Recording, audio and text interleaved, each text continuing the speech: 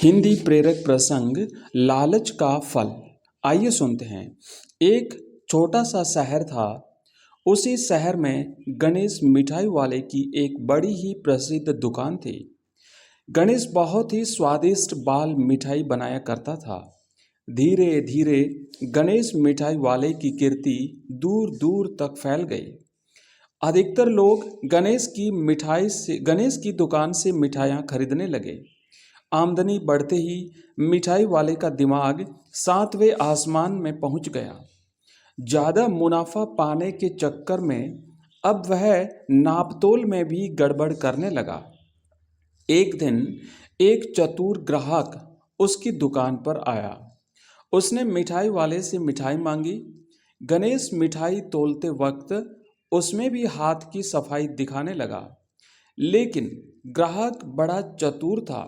उसने तुरंत बोला, जरा ठीक से तोलो भाई, मिठाई की तोल में गड़बड़ी दिखाई देती है।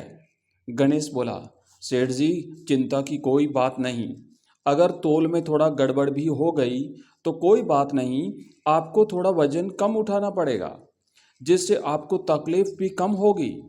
गणेश की बात सुनकर ग्राहक ने उसकी अक्ल ठिकाने लगाने का निश्चय किया। उसने उसने गणेश से मिठाई का डिब्बा ले लिया, लेकिन रुपए देते वक्त उसने दाम से कुछ कम रुपए गणेश के हाथ में थमा दिए। गणेश ने उन रुपयों को गिना तो उसने पाया कि रुपए मिठाई के दाम से कुछ कम हैं। उसने ग्राहक की तरफ देखा।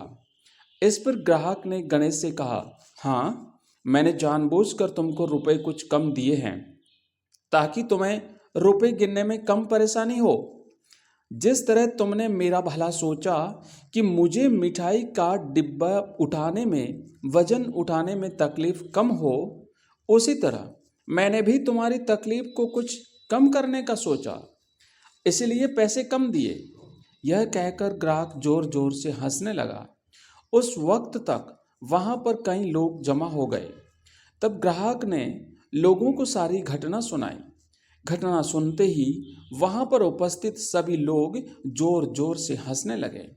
लेकिन मिठाई वाले को तो काटो तो खून नहीं। उसे अपने ही चालाकी भारी पड़ गई। लेकिन ग्राहक वहां से मुस्कुराता हुआ चला गया। इसके बाद कभी भी गणेश ने मिठाई की तोल में गड़बड़ न करने का फैसला कर लिया।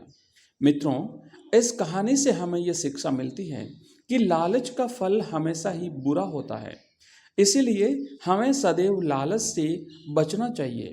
प्रिय मित्रों, इसी प्रकार की कहानी रोज सुनने के लिए आप हमारे चैनल को सब्सक्राइब कीजिए। आपका बहुत बहुत धन्यवाद। Thank you very much.